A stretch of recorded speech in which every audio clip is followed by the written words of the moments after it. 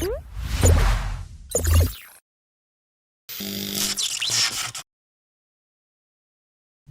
everyone, I welcome you all in the today's podcast, and this is Chavi, your podcaster of the day. And we have a very special guest today with us. We have Jithin Nedumala with us. I welcome you, sir, in the today's podcast. Thank you so much, Avi. It's a pleasure to be here.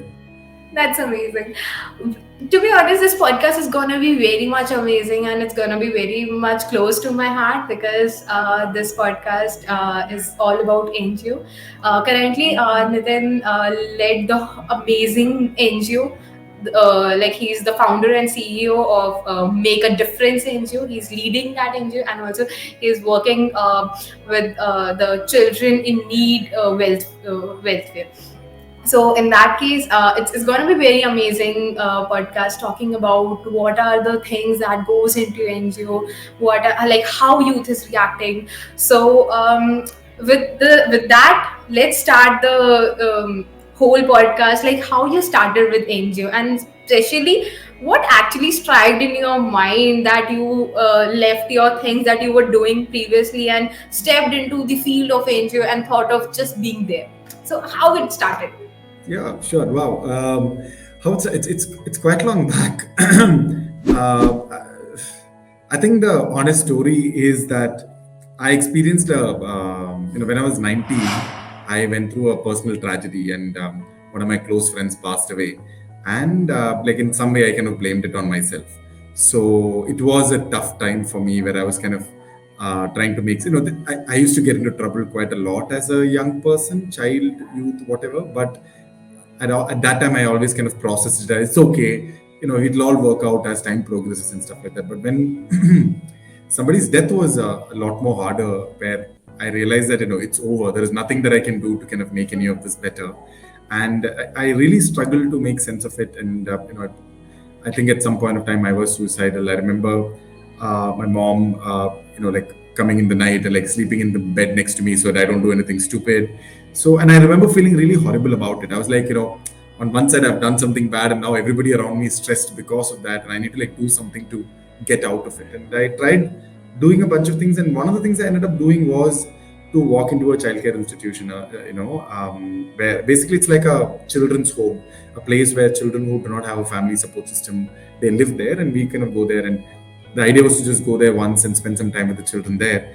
But I think I got really lucky where, because I was so stuck in my own conversation about like my life is so bad, now it's so messed up, I've done so many mistakes, like I don't deserve to live. Like there were a lot of these negative thoughts that's like kind of in my mind. And when I've spent some time with the children, and when I was listening to their stories and their life and what their struggles were, for a brief moment I was able to flip out of my like my problems, and I actually like focus on something larger than myself. And that genuinely gave me so much of a relief. And it like I really enjoyed that connection that I had with the children, and I wish that I could have more of it. So in a lot of ways, like the reason I first went into a childcare institute was a very selfish reason, which is to like feel a little better in my life. But then that kind of led on one thing to another. I think the one incident that I remember, which fundamentally made me realize that okay, when what, like I want to start mad and there's something to do. I remember there were multiple of those, but one I can speak about is I remember going to the home one day, and there were a lot of police people outside, and I was like, and there are a lot of celebrities who keep coming to shelter homes for photo opportunities and stuff like that. So I was like, okay, fine, there is some celebrity here. Let me, who's here? Like, I would love to be the person too. So as the police people like, what's going on? Like, who's inside? And they said, no, there is no celebrity. It's the alumni celebrate, like it's the alumni meet of the shelter home, and all the gundas of this area are alumni from here, and they have all come here. So we've come here to kind of say hi and let them know that we exist, kind of a thing. And at that time, I really laughed about it. It sounded quite funny, but like I remember going back in and seeing my 10-year-old kids, and to imagine that they're all innocent, they're all really caring, they all want to study really hard, they're all interested in books and they write poems. And to imagine that they grow up and they're going to become like criminals, or like like that is a real possibility. Like it genuinely didn't make sense. It was not Like they don't. It's not because who they are. It's because what the system we have created. And I remember telling myself that like we need to do something to ensure that their children don't end up in a similar situation. And that, for a great extent, was like the fundamental reason why we kind of started Make a Difference. That's so amazing and inspiring at the same time. That's really great to hear that. And whenever we start with a new thing, there's a reason behind it, and that reasons stay with us the whole lifetime. So that's a really amazing thing that I got to know. With that note, like right now, how youth is reacting to NGO, like because it's been a long time that you have been working like for the NGO stuff, not basically working, you founded the whole NGO thing. So in that case, how youth is reacting, and how, like, can you put some light on the reality of NGOs? Because people used to think that okay, NGOs are not good enough. They just take the money from government and they just do nothing. I've seen a lot of times that like even my fellow friends say that I don't want to give any sort of money to NGO because they do some gambling stuff. They are scammers and something like that. And I feel like seriously, it's not about all the NGOs. So, like, how it actually works? Are there, like, how, like, can you give some sort of ratio thing that okay, how to identify the scammers and the good ones? Put some light on that. Oh, for sure. Yeah, I think the youngest generation, the new generation that's coming out of school right now, in some way the Gen Zs, they are absolute sweethearts. Like they love volunteering. They're really interested. They care a lot about what's happening in the real world.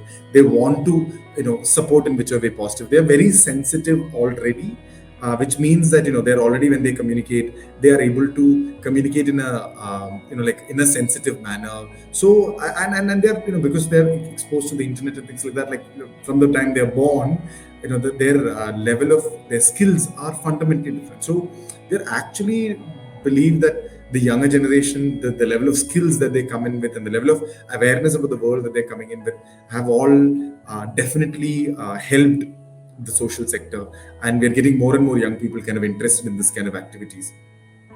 Obviously, there are negatives to being a woke young person also, in a very good, like I believe being a woke person is good, right? And then from that space, but then when you're woke, there is also another side to it, which is basically that you expect to be treated with dignity. You expect to be, like to be inspired about something. You expect to have like a positive working culture. You expect to be invested in so that you can do better. You expect to be supported. So there's a lot of expectation that is there, which probably the, like the earlier generations did not have as much, but for whatever reasons, but there are those expectations, which means that it is hence also difficult to, like, unless as an organization, an NGO, a volunteering organization that is capable of providing all of these kind of supports. So it's really about, like, how can we really inspire them? Can we really provide them the kind of support that they need so they can actually do, like the learning and development that they need so they can grow? Can we actually create a caring ecosystem, and a group of people which they can thrive in? Like, unless these are provided, they will not stick to this thing. So hence I have heard people complaining that young people today are not really, they leave fast, whatever, like the attrition rates are high, they're not ready to struggle. My interpretation of it is primarily is that it is that, like there is a whole different level of quality that they are expecting. The old is not good enough, and in some ways it's good, in a lot of ways it's good. So that's really the trend that we're kind of seeing in the volunteering space. But yeah, I feel young people today are a lot more attuned to volunteering and ready for volunteering than the people even like 10 years back. When it comes to like donating to an NGO, again, I think like when you ask somebody, do you know of a specific incident that you know of that where you paid money, and or do you know of a specific NGO that has scammed and stuff like that?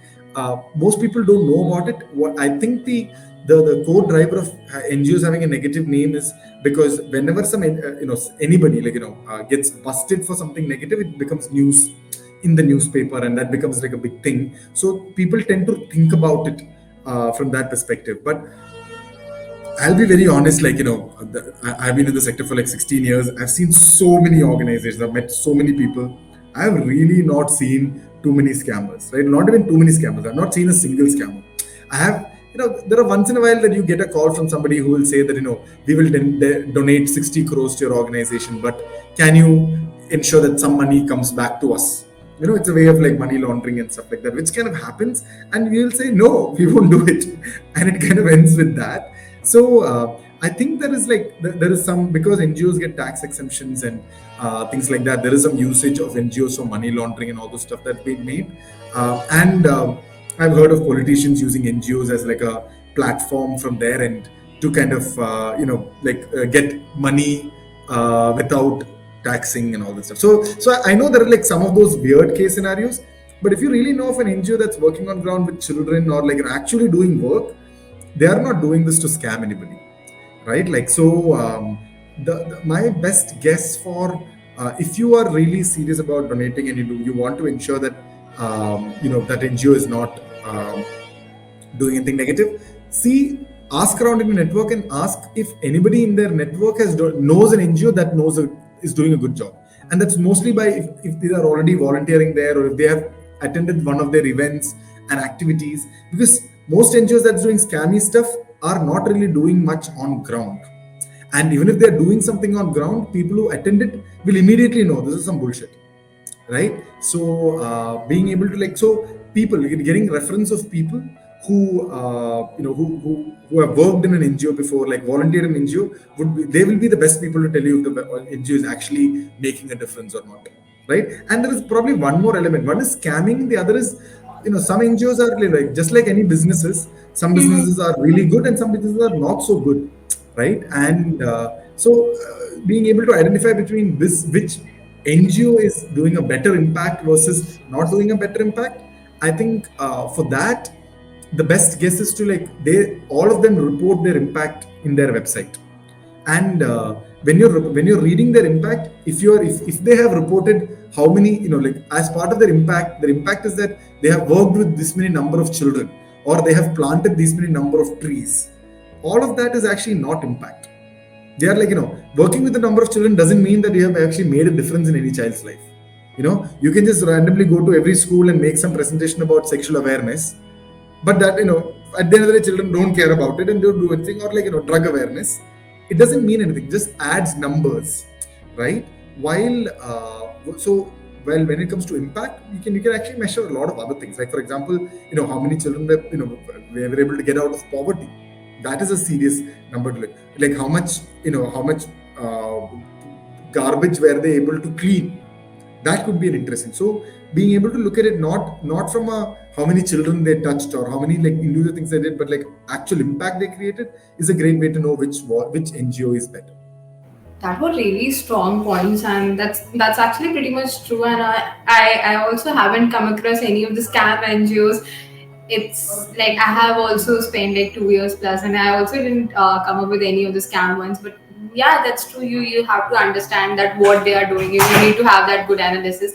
In that case, moving with that, like how your NGO, like how you are contributing to this whole thing, and also on what areas you are working on, because there are various areas, like somehow NGOs usually some of the NGOs just used to work on the main fronts, like for example Delhi, Mumbai, something like that. But few of the NGOs are like who actually work on the core ground part, on those areas where no one actually goes, okay, where the people actually need the help. So how your NGO is helping the people in thing, and or like at which areas you are currently in India based on?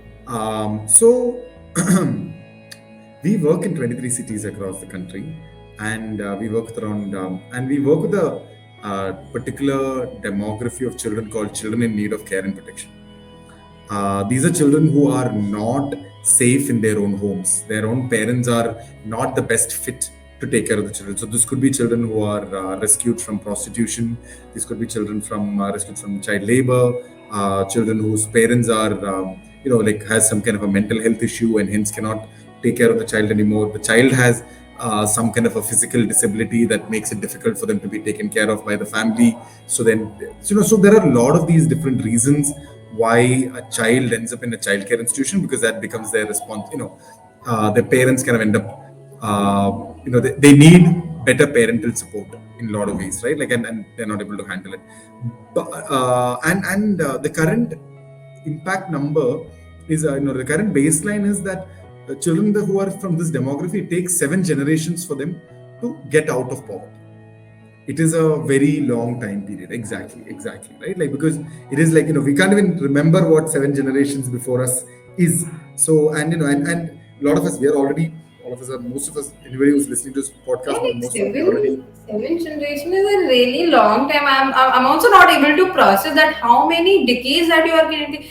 Actually, it's not just decades. It's centuries that we are currently Yes. talking about. If we take just two generation, it's like 1 century at least, and it's more than 4 to 5 centuries that you are just having that mental pressure, that mental issue thing.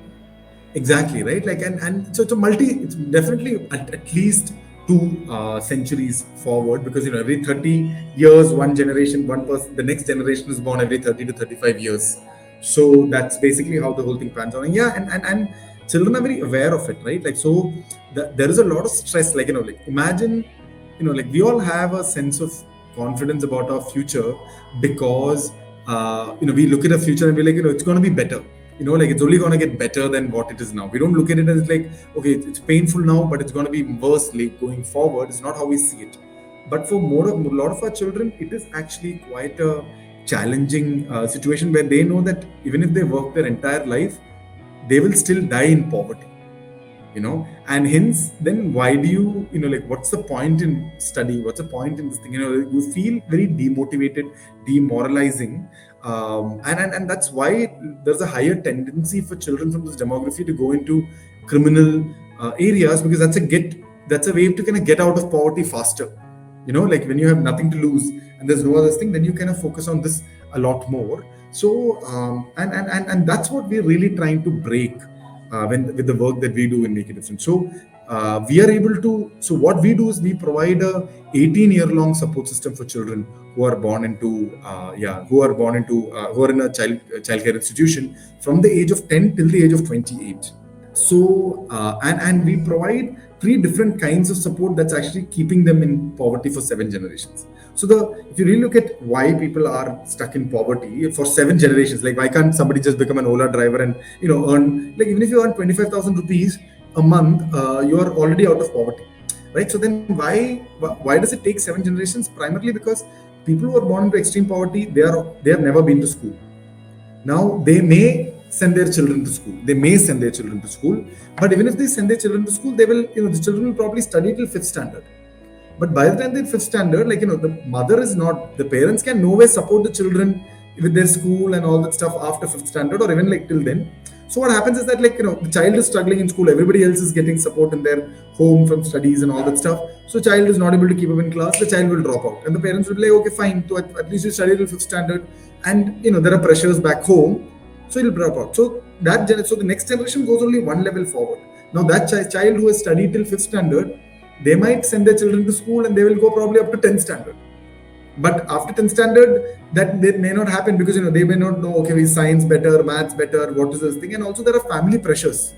There is value, like, if we start working, there is value in this. And probably the next generation will finish 12th standard. The generation after that will finish college. The generation after that will, get into like a formal sector job where they can earn like a 25,000 to 30,000 rupees, or even 40,000 rupees on a steady basis.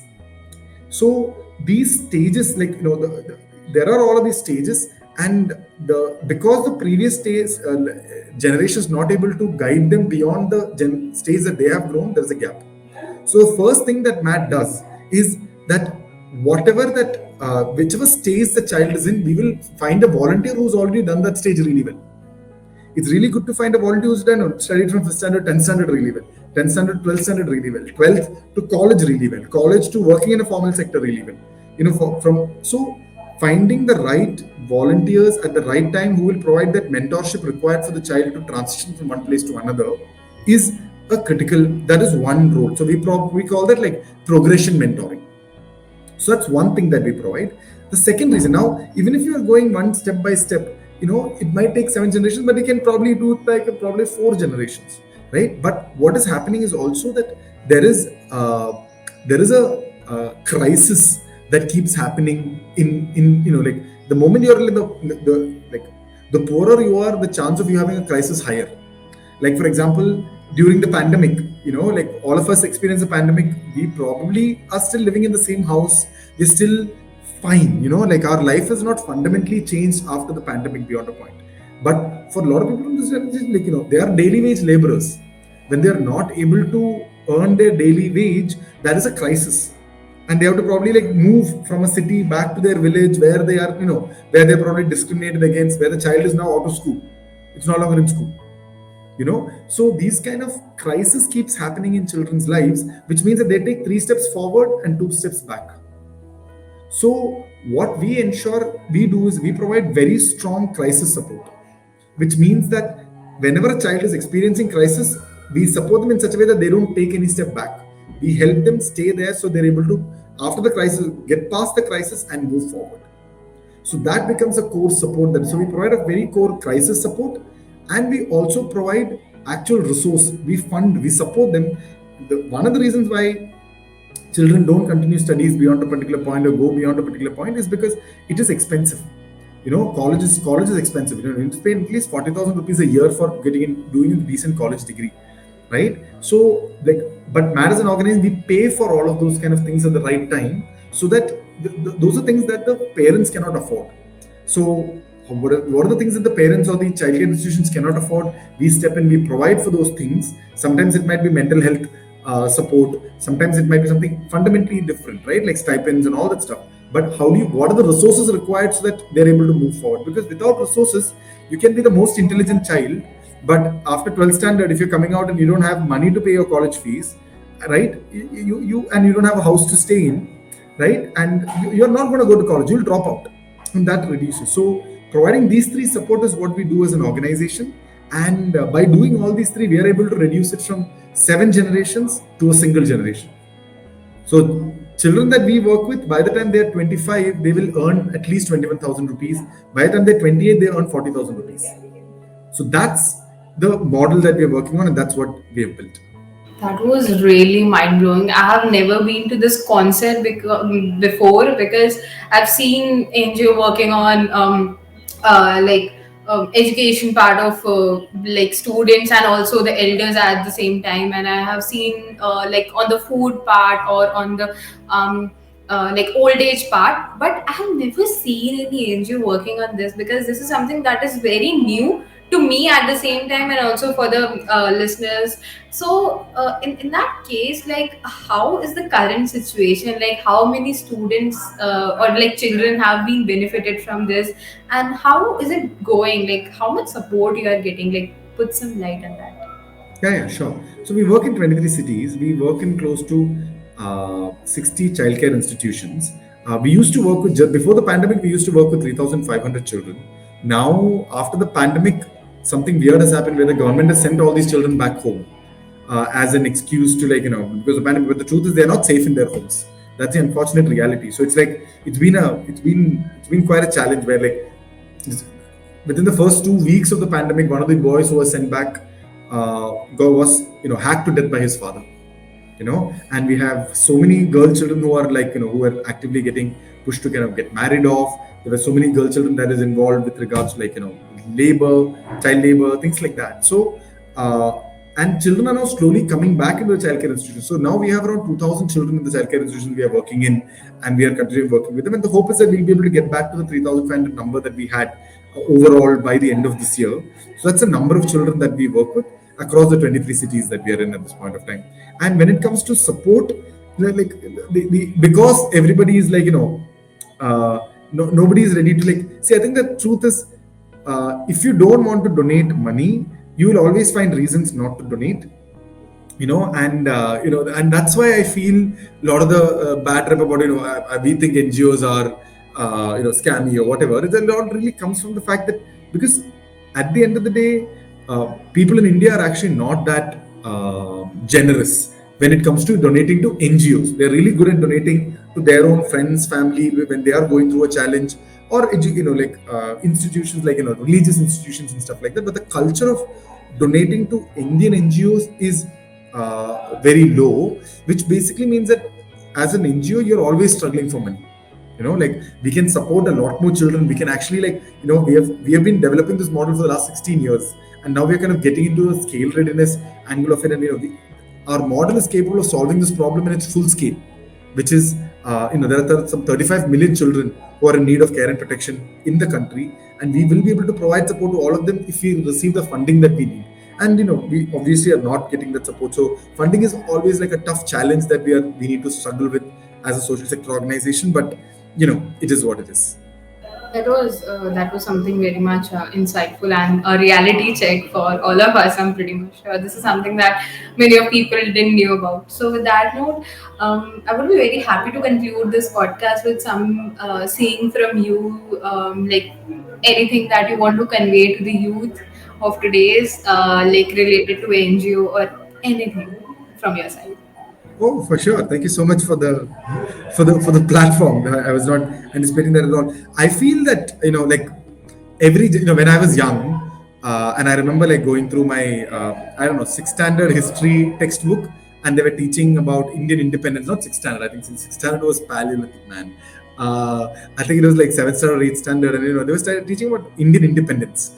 And I remember learning about Bhagat Singh and all these young people who led the independence movement, right? And it was really touching because it felt like young people played a critical role in society at that point of time. In the independence movement, I always wished, like, I wonder what, like, I wish there was some movement in our time that we could participate in as young people, actually make an impact, make a difference, right? And I felt like we don't have any big movements in our times. But the more I am now living and I'm growing up, the reality is that today, even now, there are so many people who are living in extreme poverty, right? Like the number is just like the number is close to a billion people globally. More than 300 million people in India are really living in like extreme poverty in a lot of practical way.